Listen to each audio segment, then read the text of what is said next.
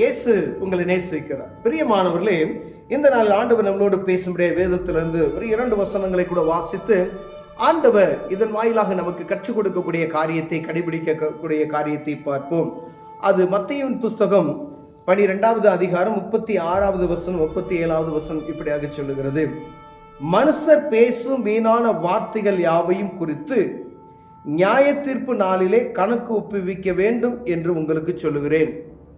ஏனெனில் உன் வார்த்தைகளினாலே நீதிமான் என்று தீர்க்கப்படுவாய், அல்லது உன் வார்த்தைகளினாலே குற்றவாளி என்று தீர்க்கப்படுவாய் என்றார். பிரியமானவர்களே, மனுஷர் பேசும் வீணான வார்த்தைகளினாலே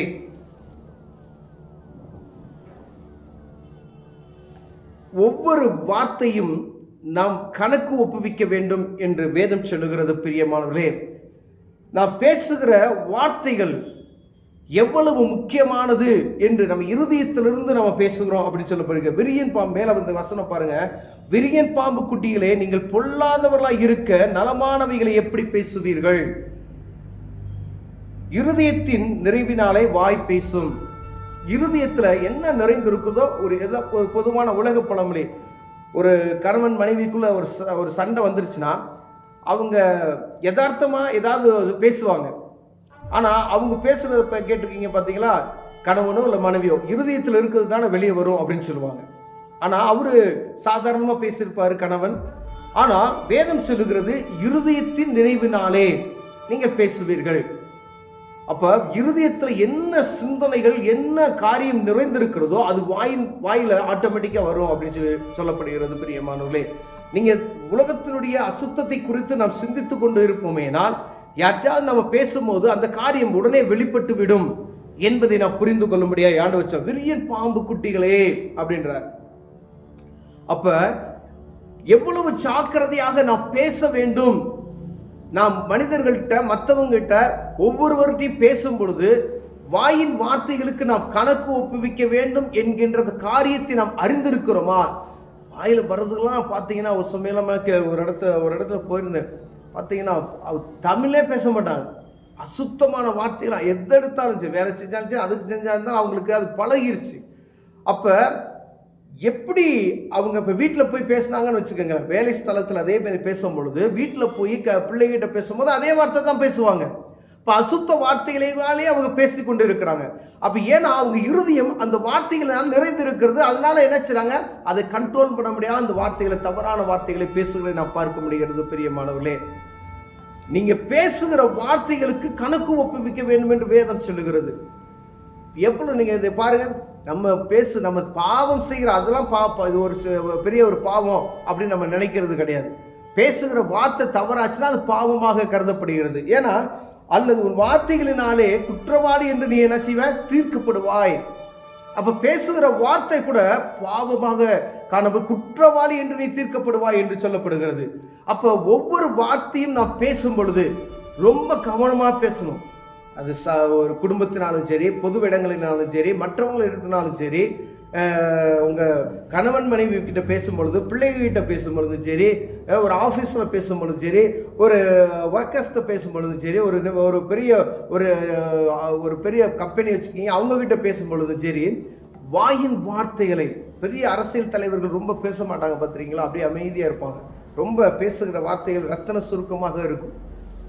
ஏன்னா தவறுதலாக ஒரு வார்த்தை சொல்லிவிட்டா அந்த கரெக்டாக என்ன செய்வாங்க? அதையே அவங்க ப்ளஸ் பாயிண்டாக பிடிச்சு கொண்டு அவங்கள குற்றப்படுத்துவதற்கு அநேக காரியங்கள் உண்டு.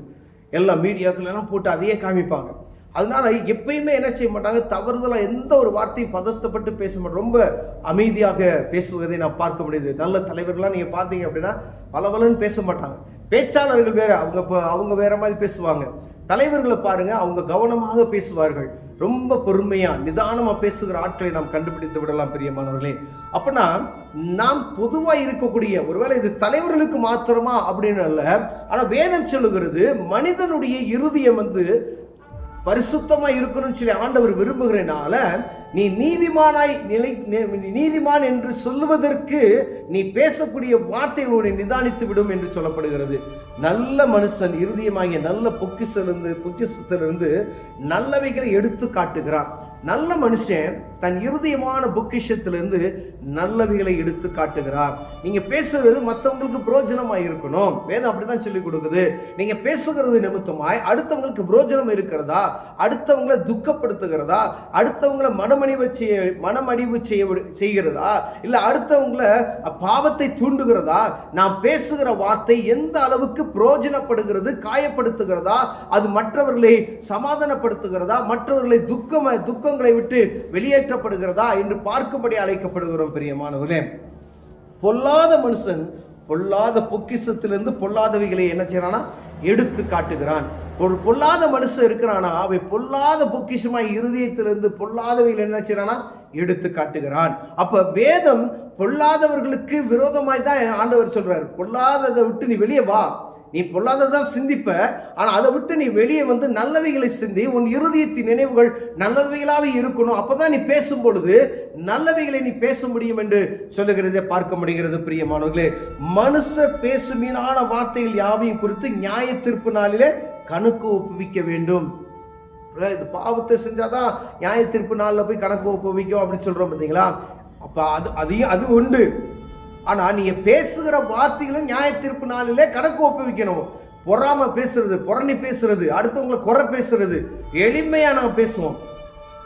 இல்ல ஒரு மூணாவது மனுஷனை குறித்து ஒருவேளை இல்லாத இடத்துல மேக்சிமம் தேவ சமூகத்துல ஜெபம் பண்ணி நீங்க கேட்கறது, குடும்பத்திலே இருந்தாலும் சரி, வெளியே இருந்தாலும் சரி, யாராக இருந்தாலும் சரி, இல்லாத ஒரு மனிதனை குறித்து ஒரு இடத்துல பேசுவது தவிர்த்து விடுவது நல்லது. ஏன்னா அப்ப நீங்க பேசுனீங்க அப்படின்னு சொன்னாவே அது என்ன செய்ய வீணான வார்த்தைகள் என்று சொல்லப்படுகிறது. பிரியமானவர்களே, அப்ப பாருங்க, கணக்கு ஒப்புவிக்க வேண்டும் என்று உங்களுக்கு சொல்லுகிறேன். ஏனெனில் உங்கள் வார்த்தைகளினாலே நீதிமான் என்று தீர்க்கப்படுவாய், அல்லது உன் வார்த்தைகளினாலே குற்றவாளி என்று தீர்க்கப்படுவாய். அப்ப நீதிமான் என்று சொல்வதற்கு நீ பேசுகிற வார்த்தைகளினாலே நீதிமான் இவன் அப்படின்னு சொல்லி அவங்க முத்திரித்து விடுவார்கள். நீ பேசுகிற வார்த்தைகளினாலே நீ குற்றவாளி என்று அவர்கள் தீர்த்து விடுவார்கள். பேசுகிற வார்த்தைகளை பற்றி நாம் கணித்து விடுவோம். ஒரு அக்கா ரோட்ல நின்று சராமரியே சண்டை போட்டு இருக்காங்கன்னு வச்சுங்களேன்.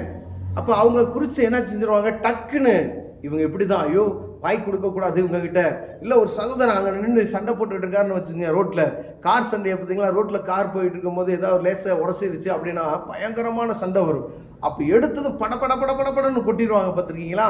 ஒவ்வொருத்தவங்க அசுத்த வார்த்தைகளினாலே திட்டுவாங்க. அப்போ அவங்கள பிடிச்சி உடனே நினைச்சிடலாம். ஒரு சில ஆட்களை பார்த்தீங்க அப்படின்னு சொன்னால் பேசுவதற்கு அவங்க பயமாக இருக்கும். அதாவது திட்டுறதுக்கு அவங்க ஆக்ரோஷத்தில் இருப்பாங்க.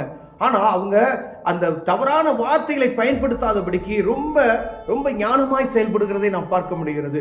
அந்த நாட்டில் ஒரு வாகனத்தை இடித்து விட்டு அவர் வந்து வெளியில் அவர் தவறான வார்த்தைகளை பேசலை, ஐயோ வண்டி இடிச்சுட்டானே அப்படின்னு சொல்லி அவரு அப்படியே இப்படி ஆச்சு, அப்படியே ஒரு மாதிரி பதறாரு ஒழிய பேசுவதற்கு அவருக்கு மனம் வரல. பாருங்க, நம்ம பேசும் பொழுது ஞானமாய் ஐயோ வார்த்தையை கொட்டிட்டோம் அப்படின்னா அது என்ன செய்வோம் ஒண்ணுமா, ஒரு வார்த்தை மனுஷனுடைய இருதயத்தை காயப்படுத்தி விடும் என்பதை அறிந்து கொள்ள வேண்டும். நீங்க பேசுகிற ஒரு வார்த்தை மற்றவங்களுடைய இருதயத்தில் ஆழமா பதிஞ்சு விடும். அநேக இடத்துல வாலிப பிள்ளைகளை நம்ம பேசும் பொழுது அந்த வார்த்தைகள் இருதயத்தை என்ன செஞ்சிருது, உடைத்து விடுகிறது. எத்தனை மரணத்துக்கு நேராக பிள்ளைகள் தள்ளப்படுது. வீட்டில் பாவம் அந்த தப்பு இது செய்யாதமா அப்படின்னு சொன்னா கூட அந்த தப்பை செய்யாதன்னு தான் சொல்லியிருப்பாங்க. அவங்க வேற ஒன்றும் வேற வயசு இருக்க மாட்டாங்க. ஆனா அந்த இருதயத்துல ஏதோ ஒரு பெற்றோர் வந்து தப்பா ஒரு வார்த்தை சொன்னதுமே அந்த இதில் தாங்க முடியாத அளவிற்கு அவங்க பாதிக்கப்படுகிறதை பார்க்க முடிகிறது. அப்ப ஞானமாய் பிள்ளைகிட்ட பேசினாலும் ஞானமாய் பேசும்படி அழைக்கப்படுகிறோம். பிரியமானவர்களே, கணவன் மனைவி கூட பேசும் பொழுது ஞானமாய் பேசும்படி அழைக்கப்படுகிறோம். பொது இடங்களில் பேசும் பொழுது ஞானவான்களாய் பேச அழைக்கப்படுகிறோம். உங்க ஃப்ரெண்ட்ஸு கிட்ட பேசும்போது ஞானமாய் பேசுகிறோம். ஃப்ரெண்ட்ஸு கிட்ட நீங்க பேசும்பொழுது ஒரு வார்த்தை தப்பாயிடுச்சுன்னா நல்ல கூட நண்பனாய் இருக்க வேண்டும். ஷர்ட்டை மாற்றி போட்டு ஒரே சாப்பாட்டில் தட்டில் சாப்பாடக்கூடிய நண்பனை என்ன செஞ்சிருவான், அடித்தடி வெட்டு குத்துன்ற போகக்கூடிய ஒரு சூழ்நிலைக்கு நேராக போகிற காலமாய் இருக்கிறது. பிரியமானவர்களே, அநேக பேர் அப்படி நடந்து கொள்கிறதை நாம் பார்க்க முடிகிறது. கூட ஃப்ரெண்ட்ஸாக தான் இருப்பானுங்க, அடிச்சுட்டாங்க அவனுக்கு வெட்டிவிட்டான் அப்படின்னு சொல்லுவானுங்க. அவ பார்த்துங்க, நம்ம பேசுகிற வார்த்தைகளை ரொம்ப கவனமாக இருக்கும்படி ஆண்டவர் விரும்புகிறார். ஏன்னா நியாய தீர்ப்பு நாளிலே நமக்கு கணக்கு ஒப்புக்கும். மற்றதெல்லாம் உலகத்தில் நடக்கிற காரியம்லாம் வேற. நம்ம ஆண்டவர் எதுக்கு நீ கவனமா பேசணும், நீ வாயின் வார்த்தையில நீ ரொம்ப ஜாக்கிரதையா இருக்கணும் என்று சொல்லுகிறான்னா, நியாய தீர்ப்பு நாளிலே நீ கணக்கு ஒப்புவிக்கணும். நீ நீதிமான குற்றவாளியா என்று நியாய தீர்ப்புனால தான் தெரியும். அப்ப நீங்க பூமியில நீ பேசுகிற வார்த்தை எப்படி வேணாலும் பேசலாம் அப்படின்னு சொன்னா அப்போ அது பாவத்துக்கு நேராக அவனை தள்ளிவிடும். நியாயத்திற்கு நாளிலே நரகத்துக்கு போகக்கூடிய ஒரு சூழ்நிலைக்கு ஆண்டவர் வைத்து விடுவார். பிரியமானவர்களே, அதுக்கு தான் ஆண்டவர் இந்த வார்த்தைகளை குறித்து கவனமாக இருங்க, அவங்க பேசுகிற வார்த்தைகளில் ரொம்ப எச்சரிப்பாக இருங்க என்று சொல்லப்படுகிறது நான் பார்க்க முடிகிறது. ஒருவேளை நம்ம தவறாக பேசியிருந்தாலும் சரி, வயசுவே ஒரு விஷயம் மன்னிங்க அப்படின்னு நீங்கள் சொல்லி கேட்டீங்கன்னா ஆண்டவர் பாவத்தை மன்னிக்க ஆண்டவர் கிருபை அளிக்கிறார். மீண்டுமாய் இந்த தவறு செய்யாதபடிக்கு பலன் தருகிறவராய் இருக்கிறார். பிரியமானவர்களே, அவர் சமூகத்தில் நீங்கள் கேட்பீங்களானால் ஆண்டவர் கிருபை செய்வார். அன்பின் தகப்பனே, ஆண்டவர் எங்கள் வாயின் வார்த்தைகளில் அநேக நேரங்களில் நாங்கள் சாதாரணமாக ஆண்டவரை பேசி விடுகிறோம். ஞானமாய் பேசுவதற்கு தேவன் கிருபை பாராட்டுங்க. பேசுகிற வார்த்தைகளுக்கு கூட நாங்கள் கணக்கு ஒப்புவிக்க வேண்டும் என்று வேதம் எழுதியிருக்கிறதே ஆண்டவரே. அப்போ நியாயத்தீர்ப்பு நாளில் நான் பேசுகிற வார்த்தைக்கு கணக்கு ஒப்புவிக்கணும், நாங்கள் பேசுகிற வார்த்தைக்கு கணக்கு ஒப்புவிக்கணுமே. நாங்கள் ஜாக்கிரதை உள்ளாய் நடந்துக்குள்ள எங்களுக்கு கிருபை பாராட்டுங்க. இயேசுவின் நாமத்தில் பிதாவே, ஆமென்.